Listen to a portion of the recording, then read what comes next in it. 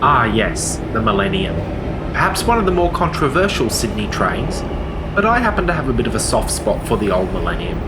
Let's delve into the history on why these trains are somewhat infamous. Picture this, it's mid-2002, the Olympic Games are still reasonably fresh in your mind, and you're waiting for your City Rail train. Normally, you're going to go and get a silver set with or without air conditioning. You may even get a Tangara, but then, out of the blue, this spaceship-looking train rocks up.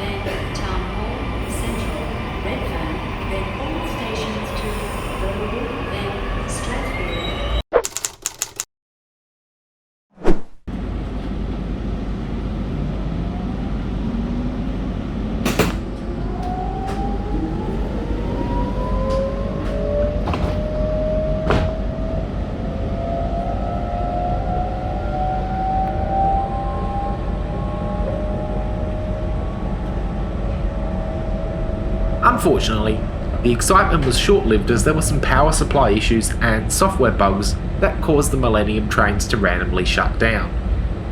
At the time, they earned the nicknames of My Lemon and Millenni-Bug, and they were even withdrawn for a few months in April 2003 for an audit and were reintroduced in June of the same year.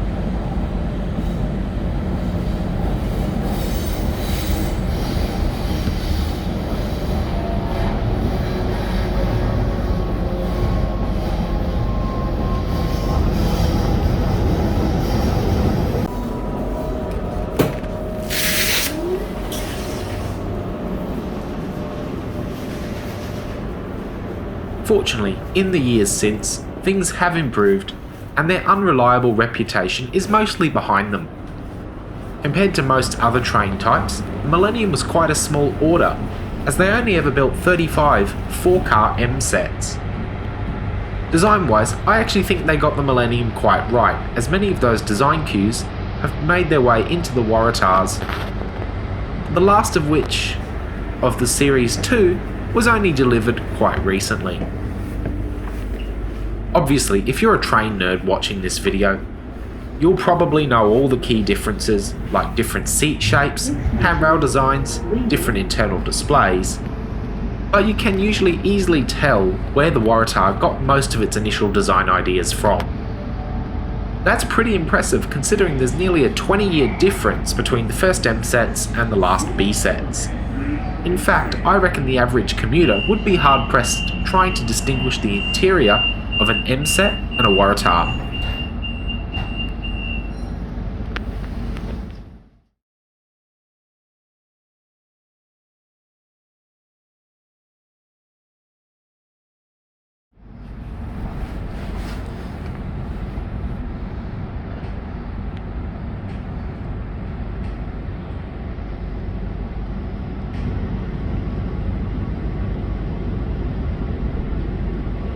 So let's go for a bit of a wander through carriage D1047 as part of Unit M23.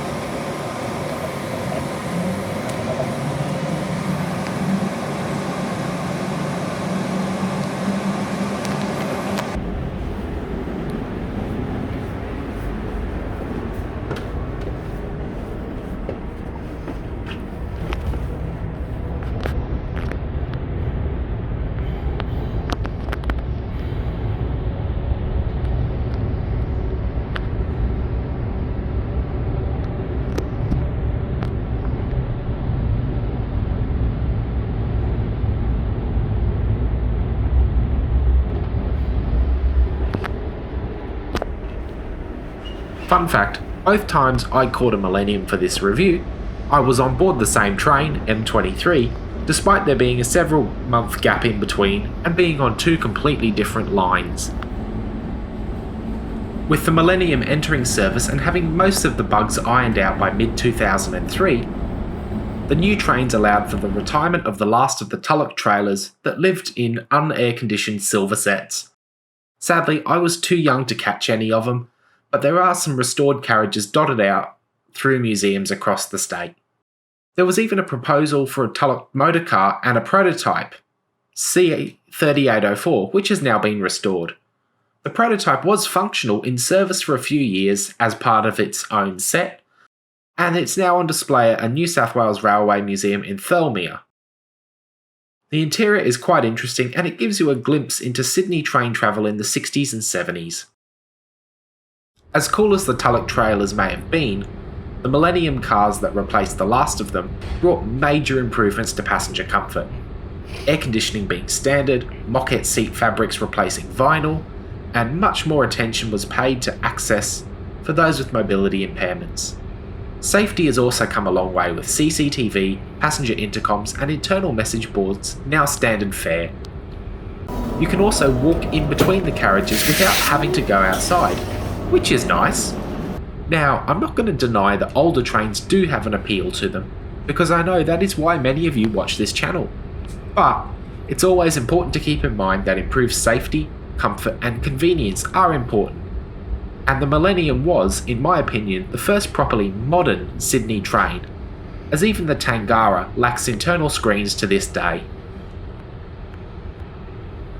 That being said, the Millennium isn't exactly a spring chicken anymore, and some of them are starting to look a little tatty. The grey paint is beginning to get quite flat, the yellow doors have had quite a few touch-ups to remove graffiti, and personally, I think the black and yellow paint at the front is starting to look a little dated.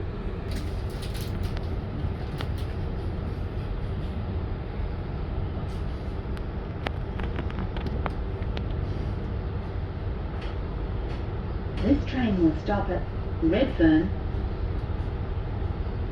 Maybe a refresh into the New South Wales Trainlink style orange might make them look a little better.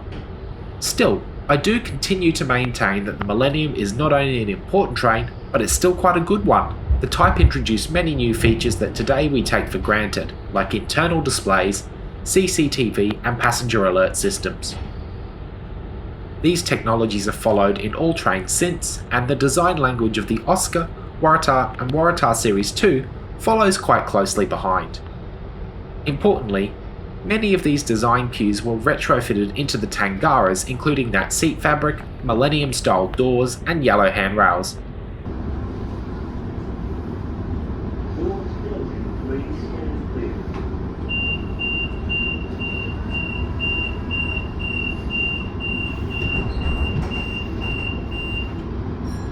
There's also a proposed technology upgrade that is supposed to add internal and external displays and many of the other safety features to the Tangara, but progress on this has kind of stalled.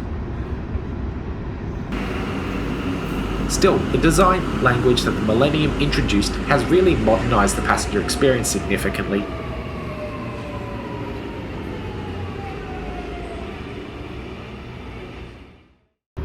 With features like screens that help passengers navigate the network more easily and making journeys easy for those with mobility impairments.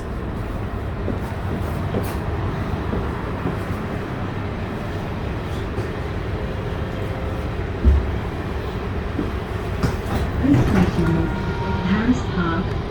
Doors closing, please stand clear. Goes to Liverpool. First stop, Marylands, and then all stations to Liverpool.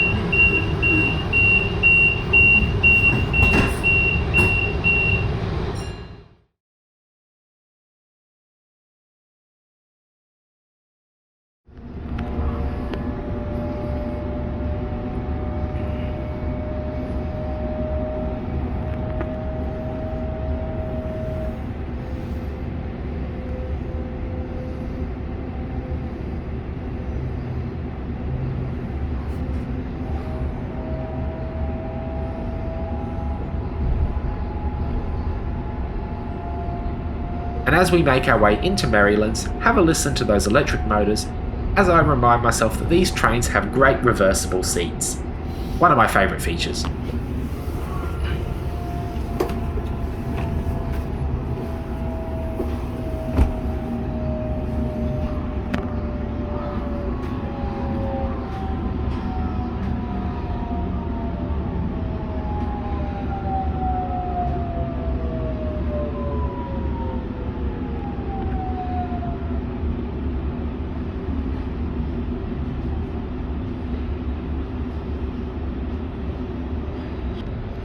As we depart, I think it's time to say goodbye to the Millennium. I finished today's journey at Liverpool Station, where this train sat around for a few minutes before heading back on a T5 Richmond train via Parramatta.